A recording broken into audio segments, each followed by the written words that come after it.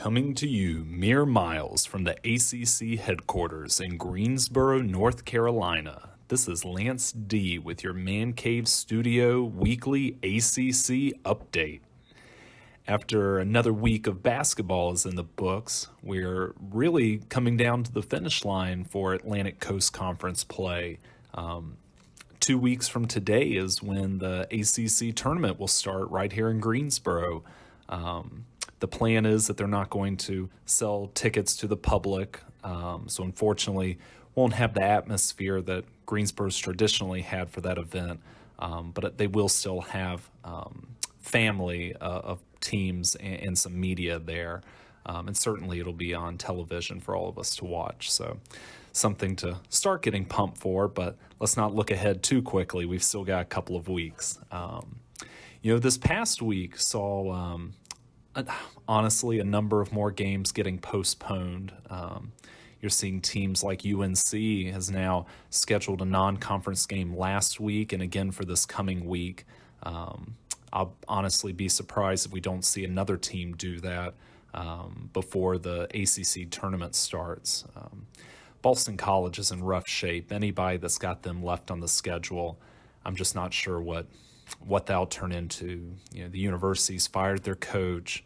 They've had so many players with COVID issues, some guys opt out, injuries.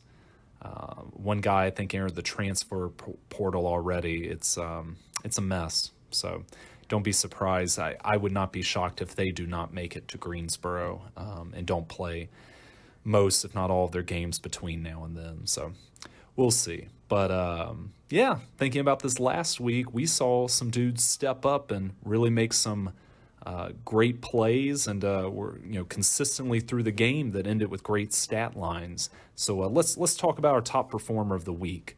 I ended up choosing a guy who really lit it up from the field, and that's Georgia Tech's Michael DeVoe. DeVoe is known as a good shooter and arguably one of the top shooting guards in the ACC, but he was really feeling it this past week. They ended up heading down to Miami, playing the Hurricanes on the road, and DeVoe got hot early and really kept it up all game. The guy finished with 29 points. He hit 7 threes on the game. I think he was 7 of 11 from three. Also tossed in a couple of steals go with that, and it was not a close game. Georgia Tech, laid it on the Hurricanes, which I know I've mentioned this a few times, but that Hurricanes lineup still isn't what they would have hoped it would be at the start of the year. Still really decimated by injuries. But they have fought hard and had a number of close games that I don't think many people expected to be close. It wasn't one of them when Georgia Tech showed up. And DeVoe having that great shooting night was a big part of it. So, congrats to that young man for playing well. I will give an honorable mention to UNC's Day'Ron Sharpe. He played great against Louisville this past Saturday. Really, all of UNC played well against a Louisville team that just honestly doesn't have their legs back yet. They're coming off a COVID pause, and it was evident the longer the game went on, the more all of the Louisville guys looked depleted. I think in another week or two, they'll be back where we saw them earlier in the season, but on Saturday it just wasn't there for them. But for Day'Ron Sharpe in particular, this guy came off the bench and only played 17 minutes. If you'd looked at his stat line, you would not have guessed that, because in those 17 minutes, he scored 21 points, grabbed 11 rebounds, and tossed in 2 blocks. Had a big alley-oop, put a guy on a poster that's probably going to be on the ACC's highlight film at the end of the year. So again, honorable mention, big shout out to Sharpe with the Tar Heels. Now thinking about our game of the week, really there were only two really close games. There were a couple of games that it mattered what was happening the last couple of minutes, but our game of the week goes to a 1-point just dogfight of a game, and that was when Virginia traveled down to Durham and played the Duke Blue Devils.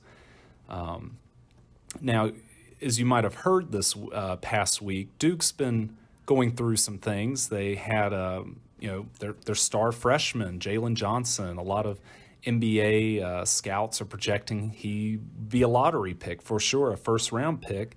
And it was a surprise to a lot of people when he opted out this past week. He referenced an injury that did cost him a lot of time in December and early January away from the court, and maybe that's not fully healed, but he said he wanted to just focus on his recovery. So the truth of the matter is he didn't play a ton in his last game against NC State before he left, and then he hasn't played in 2 games now, and they've been some of the better performances for Duke so far. Maybe there were things that just didn't gel with him and the other teammates on the court. I don't know, but what I do know is that Duke had a really good performance when Virginia came to town. This was a super close game. It didn't matter if you turned it on at tip-off, halfway through the opening 20 minutes, or just anywhere in the second half. I'm not sure either team ever led by more than 5 or 6 early in the game.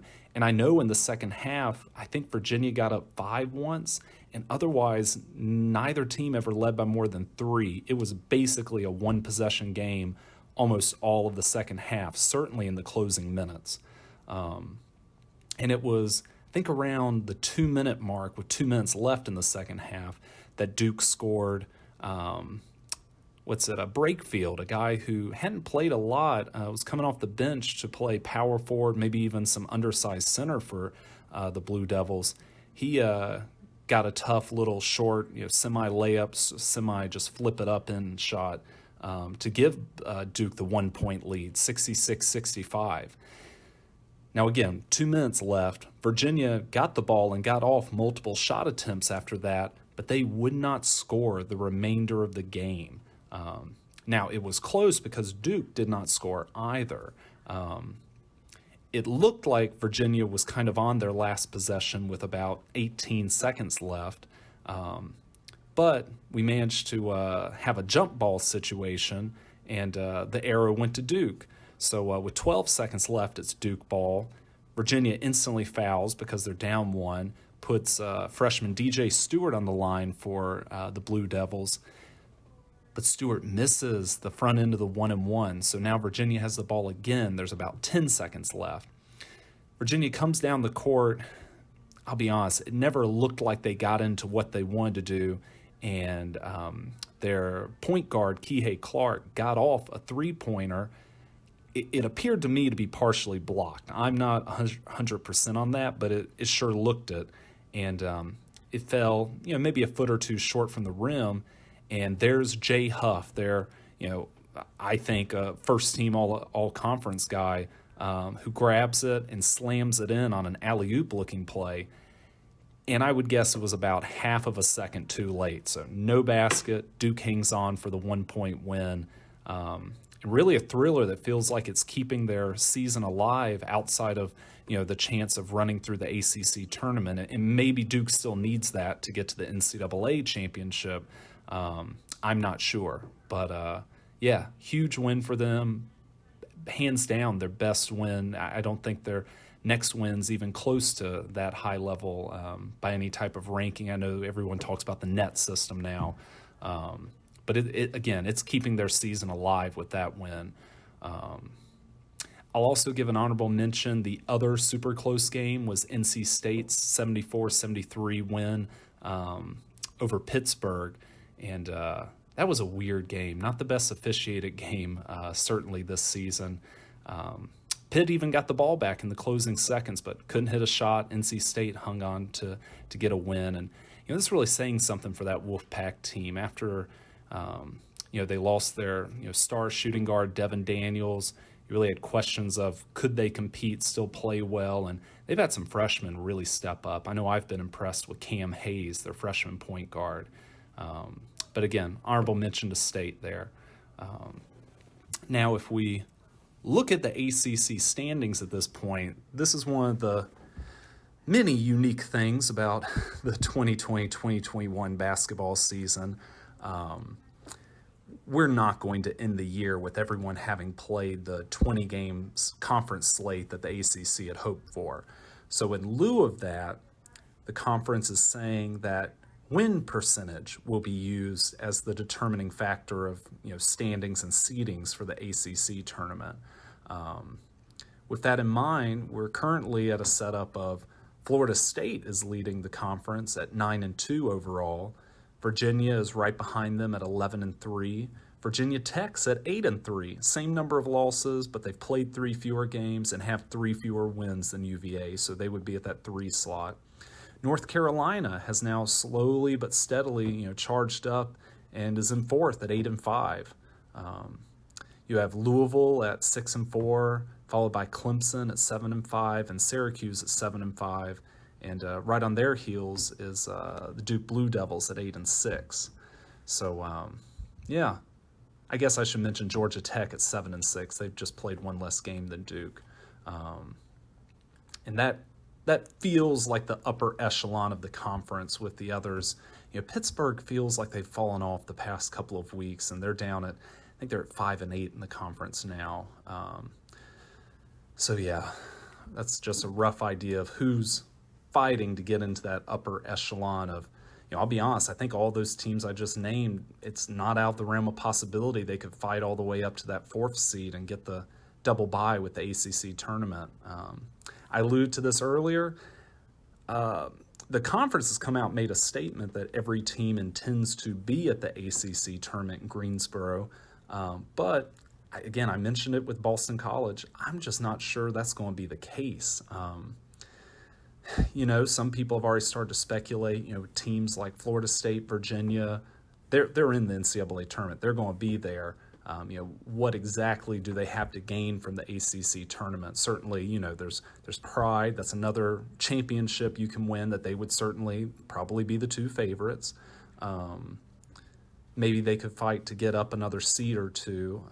I don't think it's realistic that either could be on the 1 seed line at this point, though. You're probably fighting to be at the back end of the 2s, or more realistically, probably a 3, maybe even a 4 seed is where I think Florida State and Virginia will end. But yeah, so we will see. I would not be shocked if some of the teams at the very bottom, particularly Boston College, does not come to Greensboro. And then maybe a little bit more surprised, but not completely shocked either, if 1 or 2 of the really upper echelon teams just kind of steps back and, out of concern for, certainly I think injuries are always on people's mind, but of avoiding any type of COVID exposure, just guarantee that, you can go up to Indiana and play in the NCAA tournament, where, if you weren't aware, every single game will take place in the state of Indiana, relatively close to Indianapolis, with the championship eventually being there. So with that said, this week looking ahead, I think on Saturday is when we're going to have some really good games. You've got on ESPN at 4 p.m. Saturday, you've got FSU heading over to Chapel Hill to take on UNC. Again, that's 2 teams that right now, as of today, are top 4 in the league. Florida State won their first matchup in this when the game took place at Tallahassee. But that was only a few points, and that game really came down to the last minute or 2. So I'd expect we'd have a close contest in Chapel Hill this weekend. If you leave your TV on ESPN, right after that, 6 p.m., you've got Louisville heading to Duke. Now, again, Louisville didn't have their best play this past weekend, coming off the COVID pause, but another week of practices, having a midweek game, and then heading to Durham on Saturday. I expect we'll have a close competitive game. So beyond that, certainly keep your eyes posted on your scoring apps. I know I look at the ESPN scores all the time and flip through ESPN, ESPNU, the ACC network. Every week there's been some surprise games that end with a result and final score that I don't think many people expected. So this conference may not be having its best year overall, but still the competitiveness of the games usually doesn't disappoint. So keep your eyes peeled there. Otherwise, don't be afraid to drop a comment below if there's something you feel like I've missed or got wrong, or just want to have a conversation about. And otherwise, hope you all take care. Go ACC.